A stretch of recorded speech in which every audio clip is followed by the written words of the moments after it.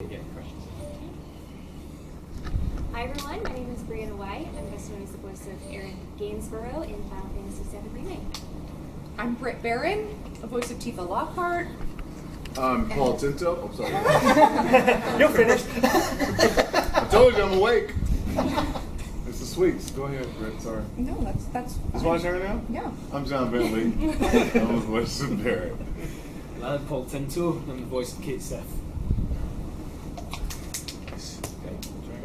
Alex from the Respawn. It's so good to get to chat with you guys because Hey, you're Alex. big Final Fantasy. Love it. Thank you. I wanted to ask, we're getting close to the final installment of Final Fantasy VII Remake Trilogy now, Part 3 in development. What are your thoughts on finishing the series and potentially saying goodbye to these characters for now? Not to start off with something that's a bit like, oh, yeah. Something we want to think about, to be honest. I like how Alex said, not to start off with something, but something. I mean, I don't know if it's dawned on you yet. I think the third part of the series seems so grand and huge, and like I don't think we even, I don't know about you guys, but I feel like I've even started touching the surface of that part of the game. So the feeling of actually it being finished feels so far in the future. Like just to finish this one will feel like a miracle. Like we already know how hard they're working in Japan, and it's a beast. It's an absolute beast. So I think right now no one can sort of see the light at the end of the tunnel. But equally, I don't want to see the light at the end of the tunnel. it makes me emotional that the journey is going to, it has to, come to a close. I'm not going to say end, I don't like that word. But the toughest part is that I don't get to do this with my friends after, we come to that time. So that's the part that's going to be the saddest one. We have a whole other game. Yeah. We'll see. I don't know. Promise, I right? hope there's many. I'm in denial, so Right. I'm like, there'll be spin-offs, right, and other games and DLCs. And it's not done. It's not over. And these I don't know, that's conventions, what I these conventions are great because people come up and tell you sort of like, oh, I would love to see a remake of this. I would love to see a remake of that. And they just start like, yeah, so would I. I'm like, tell square. Hamaguchi-san is here right now. Yeah, I feel much the same way. It's very bittersweet. I mean, this has been a part of my life for so long now. Just on stage at our panel, we were talking about how these characters feel like a part of us, and having to say goodbye to Aerith is, it's going to be tough. But saying goodbye to Aerith being tough is not something that most people are unfamiliar with. So No spoilers. we're all for the OG, we're all in this together. Yeah. So I think for all of us, it's been an awesome journey. But yeah, when it is time to be over, it'll definitely be sad. Thank you so much. Like a knife to the heart, or a sword rather. What did you make a song about?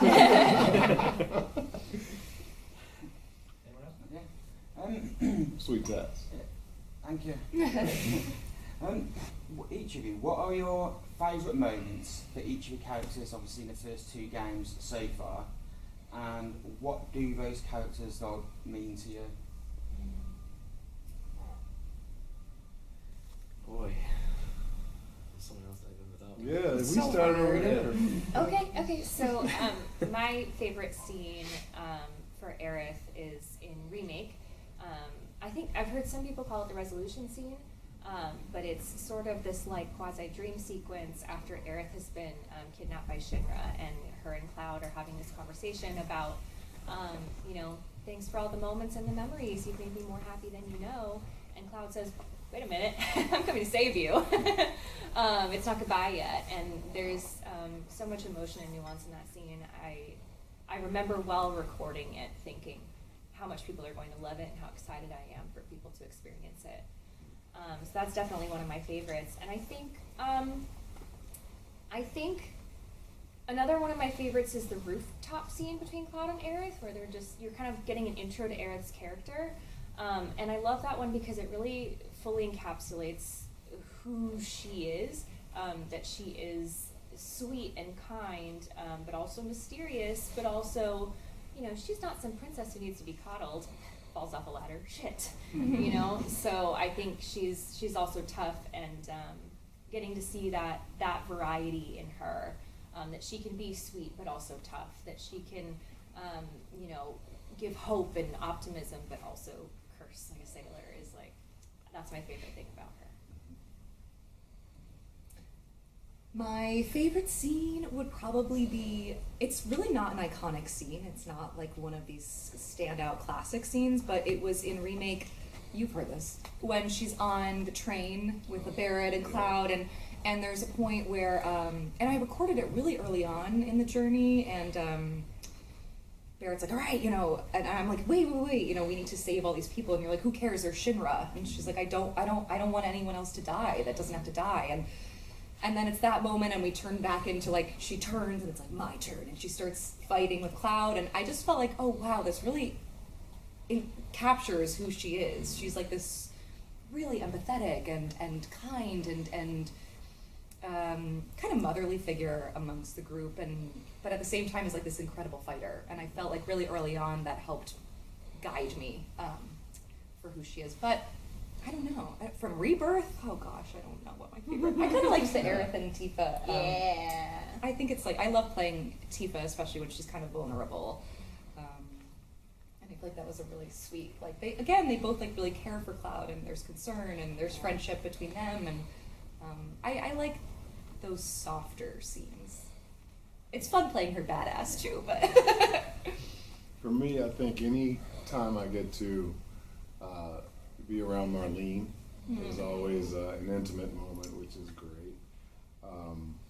Anytime I get to banter with Cloud, with Red, pretty much everybody. We have a crazy thing, you know.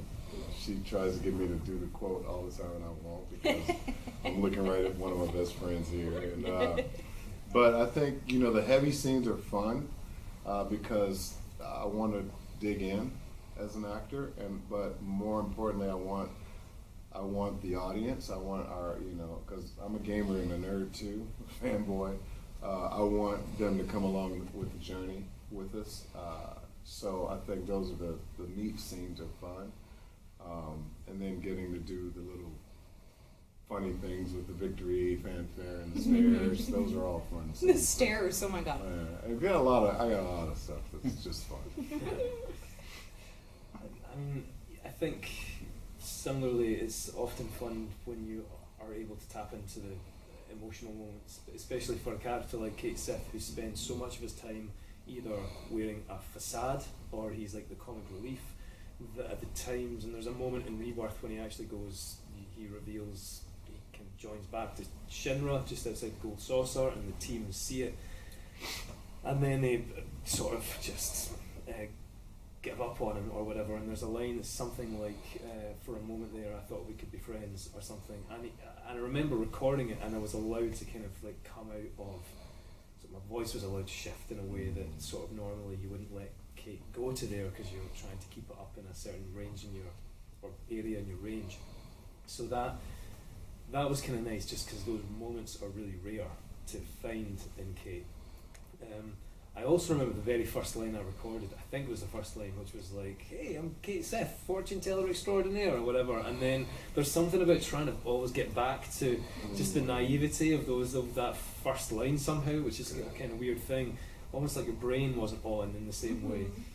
And I think the only, when I saw the game, not that I realised at the time, but the Temple of Ancients scene, that when I saw that played out, that blew me away. I was like, whoa. And I remember having a good time recording it, but I had no idea, sort of just seeing it with all the visual and stuff around it was epic. Yeah, it was great.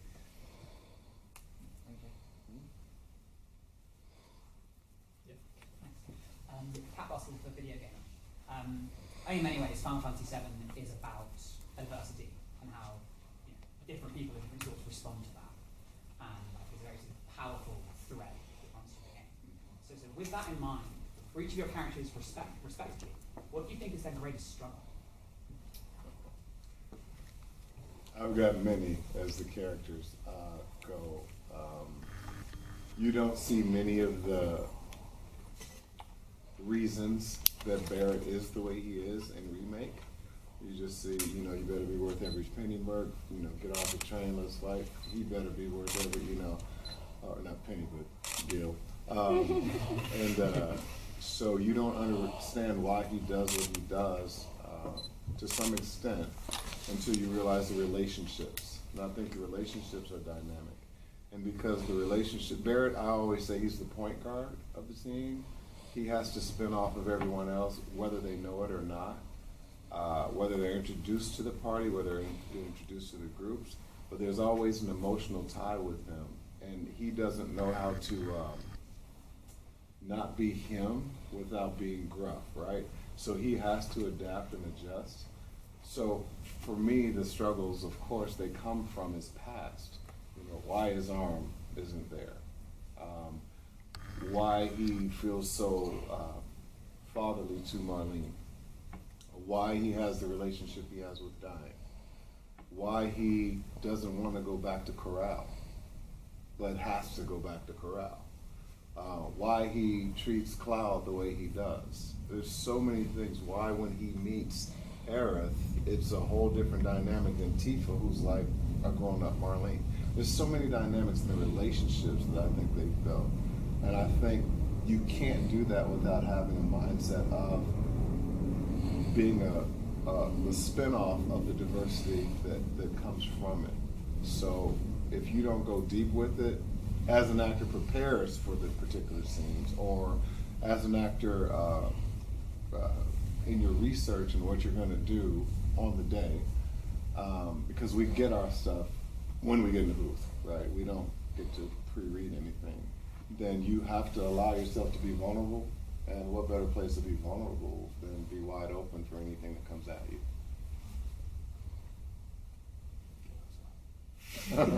Sorry it took so long. I don't have to clap. Did your docs though? I think weirdly, not that I see obviously think through the lens of Kate, and not that you're necessarily playing this, but I think what's going to become more interesting as the game goes on. I mean, when people ask me about emotional things with Kate that I don't know how to answer, I will just say, ask the guy that's playing Reeve. It's quite an easy get out clause, but I think something that's probably going to be, I mean, I have no idea, so don't quote me on this, but I guess something that's probably going to be explored more in part 3 is Reeve's relationship with his political responsibility, with everything that's going on. And so, and what more of a, I don't think it's always been relevant, but it feels very, very relevant right now to be looking at a character who's got some responsibility of what they're seeing from a political standpoint and trying to figure out where morally they actually stand with this, and how, or if they're just going to join forces with the job that they've got because it's their job. And given our current political landscape, that's very timely. Exactly, yeah. So I feel it's probably, sadly, going to be even more timely when the game comes out. And not that you see Kate wrestle with that necessarily, well, not in Rebirth, but I think behind it there's probably a lot of that has not been said yet. Worldwide right now. Yeah. Not just in the States, not just in the UK, worldwide. You know, we're at a precipice that, shoot, our great-grandparents probably didn't see and had to go through. So, you know, we're all dealing, and I think the through line needs to be communication, which is, there's lack of, but thank God this game is allowing people to breathe, to say, I mean, how many people have come up to us and said, hey, if we didn't have this game during COVID, we don't know where we would have been, or this helped us get through this, or this happened to me in real life. And you just, when you have a project like this that allows people to relate, especially dealing with a culture that's, you know, not allowing you to breathe, you know, it's a beautiful thing to be part of. You know. I feel like Tifa's biggest struggle is probably just being honest and vulnerable and communicating maybe like some bravery in that aspect, which is funny because she's so brave as a fighter that goes into battle, but I feel like often what's holding her back is being able to speak honestly about her feelings. And I think part 3 will have some really like climactic exciting moments where maybe she can find her voice. We'll see. No spoilers or promises. I think one of the most beautiful things about Aerith is that her struggle is she's the last of an ancient race, right? You know, like, that's very lofty and fantastical, but at the core of that, the directors and writers, the entire creative team have really been able to whittle that down to she feels alone.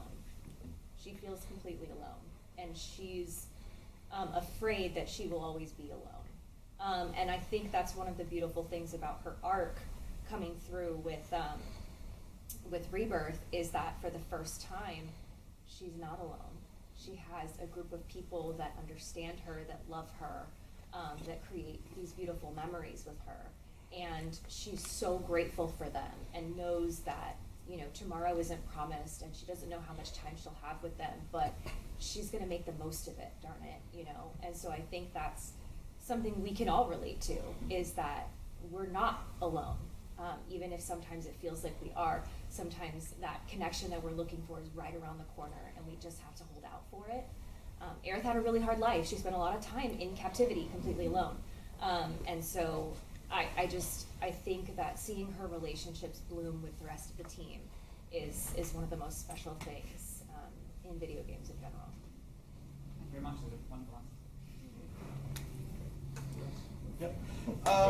If there was any particular scene or line or of dialogue in the original that you would like to recreate for this final part of the trilogy, so from the original game, is there any particular scene from the original game that you would like to recreate in this?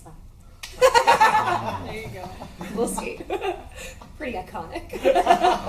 True. Well, I had nothing but symbols and stars. Right.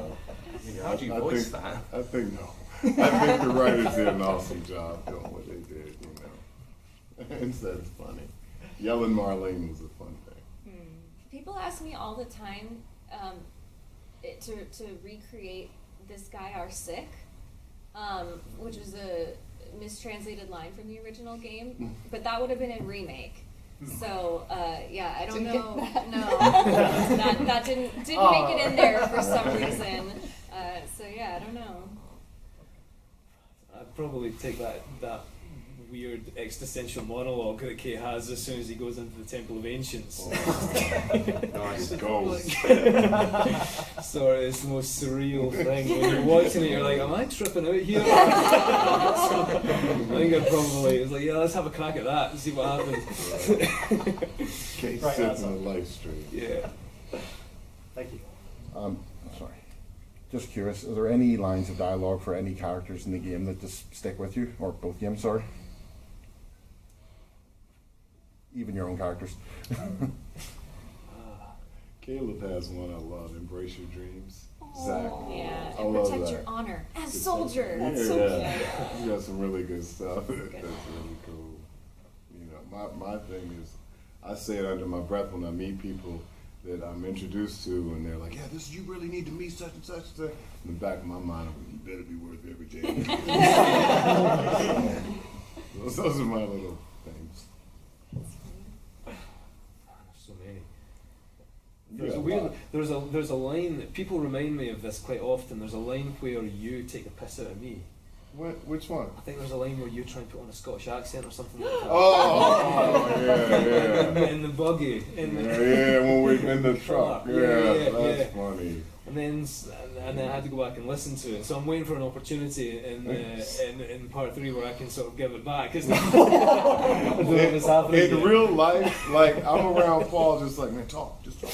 And so today we're in line and this girl is just jumped in front of the line. We aren't even open yet. She's talking to Paul and he goes, that's great. And I'm going, say it again. And he's like, what? And the girl's looking at me like, what? And I said, say it again. And he's like, what are you talking about? So I went over to the girl. I'm like, tell him to say great. And she did. And he did it. And it was just like, I'm good to go. We can start today. Yeah. I don't know what it is, but it does sound like a phenomenal accent.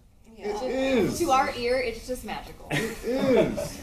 There's some interesting. Not that I've deep dived down into the realms of the internet with it, because that's a scary place to go. It's but true.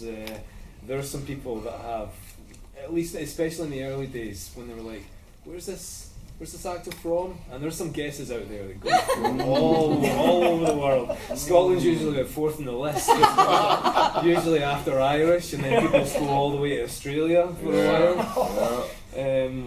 Someone showed me a Reddit post of a Scottish person that actually said, like, nah, he's not Scottish. Oh my god. This is even weirder. And then someone else said, no, he is. I found a video of him performing Tam O'Shanter, a poem by Robert Burns, in Dubai.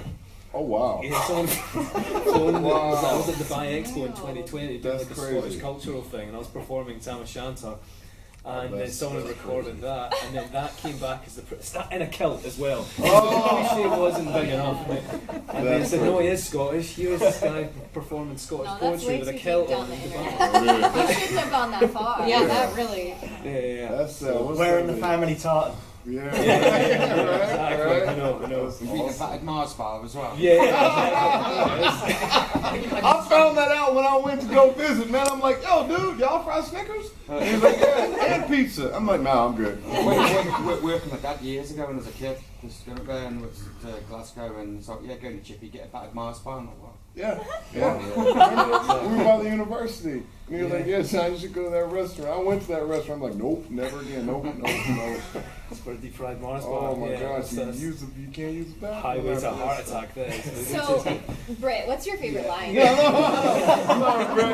went down that K Sith hole. What is my favorite line? I don't know. You got a lot. Uh, You got a lot.